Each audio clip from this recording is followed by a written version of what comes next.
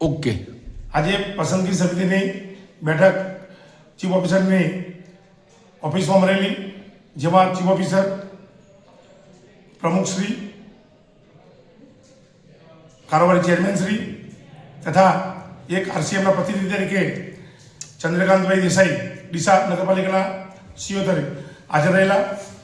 એમાં નક્કી કરવામાં આવ્યું કે પારદર્શક ભરતી થાય એના માટે જાહેરાત આપી અને જે પરીક્ષા લે એજન્સી, સરકારમાં જે એજન્સી હોય એની જાહેરાત આપી અને જે સરકારમાં જે અનુભવી એજન્સી હોય અને જે L1 આવે એને આ કામ આપવું, પરીક્ષા લેવાનું, અને એ જ એજન્સી પેપર કાઢે, એ જ એજન્સી એનું રિઝલ્ટ પણ આપે. એ રીતે પારદર્શક વહીવટ કરી અને ભરતી કરવાનું આજે નક્કી કર્યું. કેટલી ભરતી થવાની છે? ભરતી 22 નાના મોટા કર્મચારી વર્ગ 3ના 22 કર્મચારીની ભરતી કરવાની છે.